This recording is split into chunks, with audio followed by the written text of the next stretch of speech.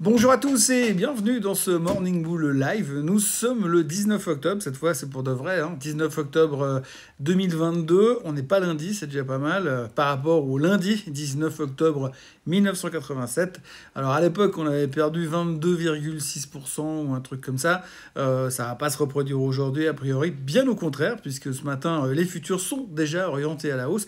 Après un joli petit dégonflement intraday hier, on est en train de digérer ce rebond qui dure déjà depuis 2 jours, mais qui semblait un tout petit peu plus faiblard, un tout petit peu plus mou du genou en fin de séance hier aux États-Unis, puisqu'au top de la journée, on gagnait 600 points sur le Dow pour finir à 337 points seulement de hausse hier soir. Alors, pas mal de choses qui continuent à se passer. Ce qui est assez perturbant, en fait, dans ces marchés, c'est que pour l'instant, si on regarde les données, si on regarde les faits, eh bien, on a quoi? On a simplement des craintes, toujours beaucoup de craintes. Les gens se posent énormément de questions sur le fait, est-ce que c'est un vrai rebond? Est-ce que ça va durer? Est-ce que ça va durer plus que 48 heures?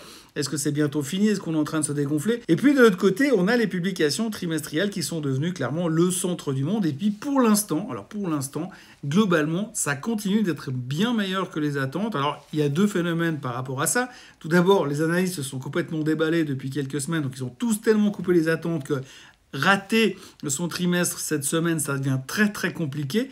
Mais donc du coup, de l'autre côté, on a quand même des doutes sur la suite et la pérennité des évolutions. On voit quand même que les commentaires des CEO restent relativement prudents, pour certains en tous les cas, et on voit que les réactions, pour avoir des bonnes réactions haussières, il faut quand même avoir aligné pas mal de bonnes nouvelles à l'intérieur du package de publication. Mais néanmoins, pour l'instant, ça permet de continuer à tenir le coup. Et il y en a un surtout qui ressort beaucoup aujourd'hui, surtout hier soir à la clôture, c'est Netflix.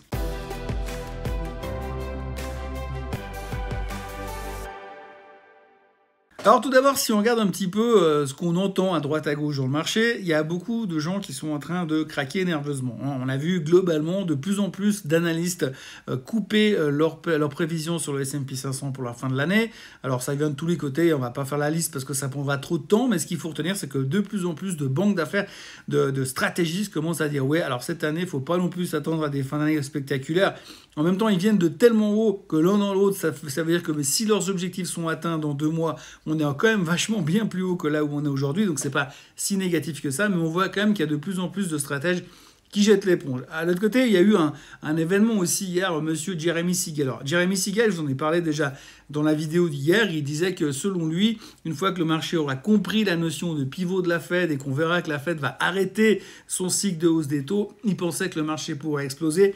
Ce qui voulait dire que dans ce but-là, le marché, la bourse pourrait prendre 30% en 2023.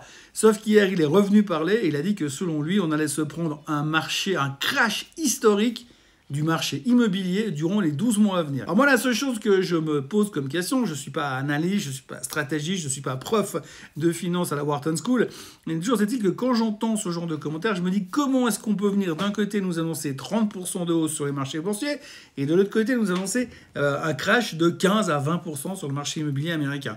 Ça me paraît quand même un tout petit peu antinomique, parce que si les mecs sont en train de perdre 20% sur le prix de leur baraque, ils vont aussi vendre des actions, c'est pas qu'ils auront envie de courir à prendre du risque sur les actions américaines. J'aimerais juste qu'on m'explique simplement la logique dans cette réflexion. Chose est-il que si monsieur Jeremy Siegel a raison, il va forcément avoir tort sur autre chose. C'est ce qu'on appelle du hedge et de la protection, parce que vous dites une connerie et une autre connerie, mais s'il y en a une des deux qui se réalise, vous aurez tort sur l'autre. Mais d'un autre côté, vous avez une chance quand même qu'il y en a une des deux qui se réalise. Vous multipliez vos chances d'être une star de la finance. En gros, on a beaucoup de gens qui viennent profiter de l'occasion maintenant pour dire peut-être maintenant il faut acheter, peut-être maintenant il faut vendre, parce que peut-être qu'on va avoir un gros crash, comme l'a dit monsieur Jamie Dimon. D'ailleurs, ça fait rebondir sur son stratège, Marco Kolanovic, qui est venu hier dire qu'il fallait repondérer les portefeuilles, avoir des portefeuilles beaucoup plus bulletproof, beaucoup plus protégés en cas de correction, parce que par rapport à ce qu'il voyait aujourd'hui, il ne serait pas surpris qu'on ait encore une vente supplémentaire. Pourquoi? Un sell-off supplémentaire. Pourquoi? Parce que la Fed pourrait monter trop fort, trop vite les taux d'intérêt et faire trop peur au marché. Donc du coup, il s'est un peu aligné avec son CEO, monsieur Jamie Dimon, et lui aussi, il parle de fin du monde. Mais en même temps, comme il est bullish depuis pas mal de temps sur d'autres aspects du marché, au cas où ça monte, il aura raison. Donc si ça monte, il aura raison, mais si ça baisse, il aura eu raison aussi. C'est le gros avantage.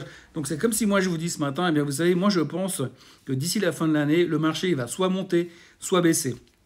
ça va. Normalement, je devrais avoir raison sur un des deux parce que la probabilité qu'il reste là où il est exactement sans bouger, ça me paraît quand même un tout petit peu léger, surtout que c'est la première fois depuis quelques jours qu'on a la vol qui baisse aux États-Unis. Donc voilà, autrement, si on regarde un petit peu le reste des marchés, eh bien on termine une jolie journée qui a été plus euphorique durant la séance. On se pose des questions et on se posait surtout beaucoup de questions sur les publications des chiffres trimestriels, comme je vous l'ai dit. Alors, on va revenir dans quelques minutes sur le sujet de Netflix, mais avant, il faudra quand même citer que Johnson & Johnson a publié des bons chiffres, mais ça a été plus ou moins décevant parce que finalement, ils se sont montés prudents sur l'avenir, donc le titre terminait légèrement en baisse. On notera aussi que Goldman Sachs a publié des bons chiffres, même si le bénéfice est un tout petit peu en baisse par rapport à l'année passée. Mais globalement, c'est des bons chiffres et ils ont annoncé une restructuration. Les gens étaient plutôt contents, le titre prenait que 2,3%. Et le CEO est venu s'exprimer en disant qu'il était quand même déçu parce qu'il pensait que le titre valait plus que ça. Ok, ça viendra, t'inquiète pas, tu vas quand même toucher ton bonus à la fin de l'année. Un peu à l'image du président de Total qui est venu pleurer sur Twitter hier pour dire « Oui, mais c'est pas juste parce que les gens ils sont méchants avec moi parce que je me suis autorisé 50% d'augmentation de salaire, c'est pas vrai. » C'est vrai, il a voulu corriger le tir en disant qu'il avait coupé son salaire pendant la pandémie et qu'il a réaugmenté son salaire après la pandémie. Il a aussi spécifié que 6 millions de salaires par année pour un dirigeant dans une major pétrolière, c'est pas beaucoup. Je vous laisse imaginer que Twitter a moyennement apprécié la chose. Mais tout ça pour dire que finalement, on a des chiffres qui sont relativement bons et qui sont interprétés de manière différente. On notera aussi les excellents chiffres de Lockheed Martin. Alors là, c'est pas vraiment une surprise, hein, c'est très à la mode en ce moment. Hein. Les gens, forcément, vous avez l'OTAN qui achète des armes pour Zelensky, vous avez l'Europe qui achète des armes pour Zelensky, et puis vous avez Zelensky qui achète des armes pour Zelensky avec l'argent de l'Europe. En gros, du coup, Lockheed Martin, ça va plutôt pas mal. Ils ont battu les attentes, bon chiffre, tout va bien. Le titre a pris quasiment 10% hier, 9%. Et ce qui est assez intéressant, c'est que comme c'est un titre qui n'est pas ESG, qui n'est pas investissement responsable, personne n'a investi dedans, donc ça n'intéresse pas vraiment grand monde. Par contre, le truc qui intéresse beaucoup de monde, c'est Netflix. Alors Netflix, ils nous ont fait un show digne des meilleures séries de la chaîne, en fait, si on veut bien, puisqu'ils ont annoncé des chiffres excellents hier. Tout d'abord, ce qu'il faut retenir, c'est qu'ils ont annoncé 2,4 millions de nouveaux abonnés. Alors, si on se reprojette 3 mois en arrière, vous pouvez récupérer les vidéos du Morning Bull il y a 3 mois en arrière, on a beaucoup parlé de ces chiffres qui diminuaient, les gens qui s'en allaient de chez Netflix. Finalement, ils sont revenus, puis ils sont revenus avec des copains, parce que du coup, ils ont récupéré 2,4 millions de nouveaux abonnés sur Netflix, et puis donc tout va bien dans le meilleur des mondes, et c'est fantastique, parce que les analystes, ils attendaient une progression de 1,1 million de nouveaux abonnés, donc ils se sont gourés de 1,3 million d'abonnés. Alors, regardez grosso modo, un stade de foot américain aux États-Unis, c'est 100 000 personnes, 13 stades de foot américains. Ils se sont gourés de 13 stades de foot américains.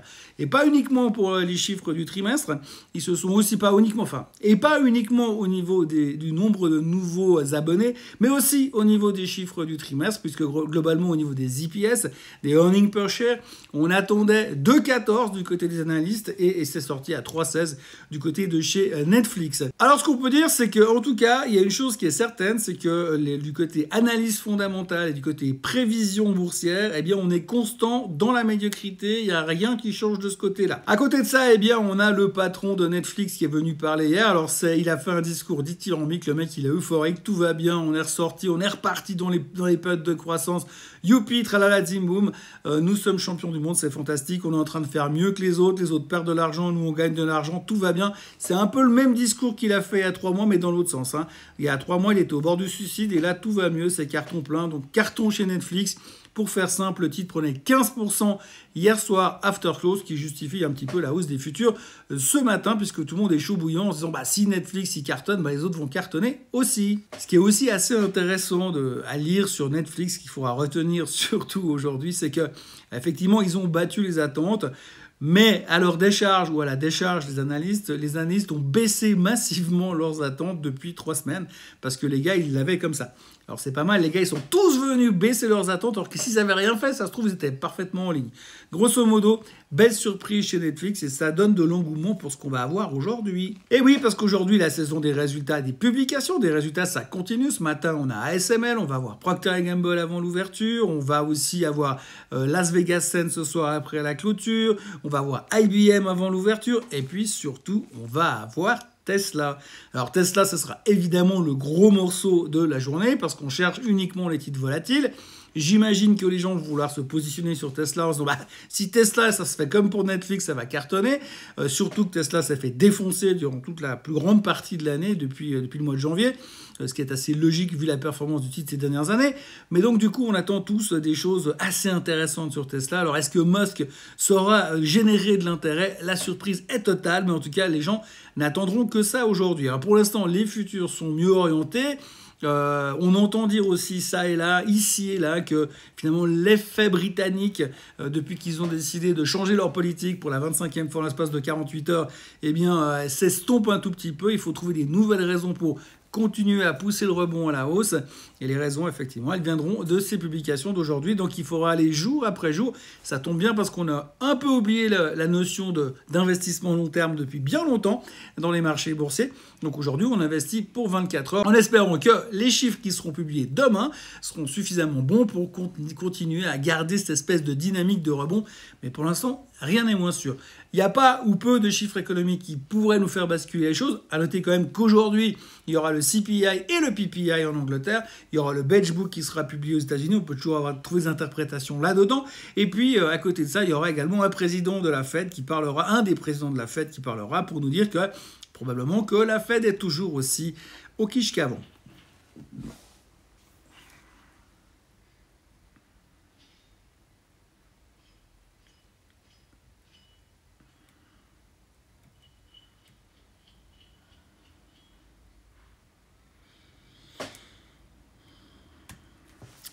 On va terminer encore en parlant de deux choses. La première chose, c'est le pétrole. Alors le pétrole, on continue toujours dans la même stratégie.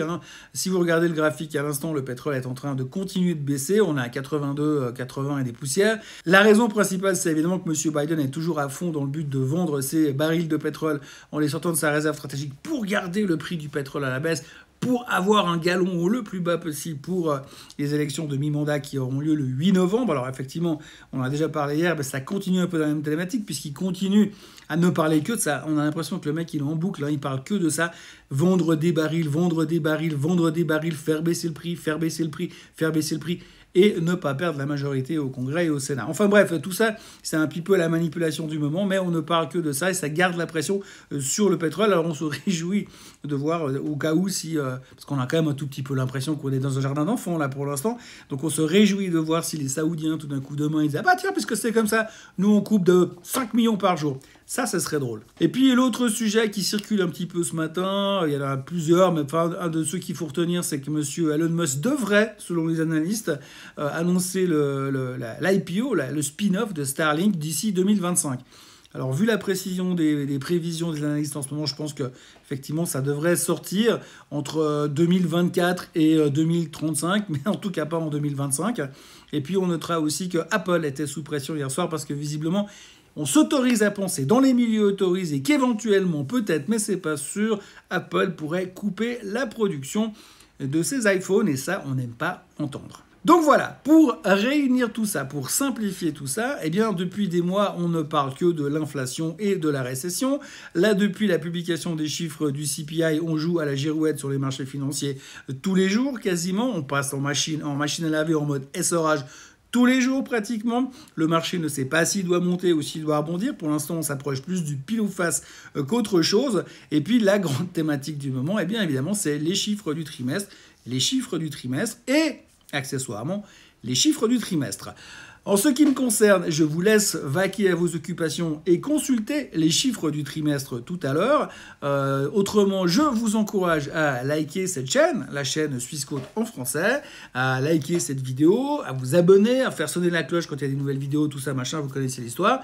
Et puis surtout, on se retrouve demain matin pour voir si Tesla est toujours vivante, si Tesla a surpris le marché dans la bonne direction, et si peut-être Tesla a annoncé la production d'un nouveau modèle avec un moteur V8. Passez une excellente journée et on se retrouve demain au même endroit et à peu près à la même heure. Bye bye.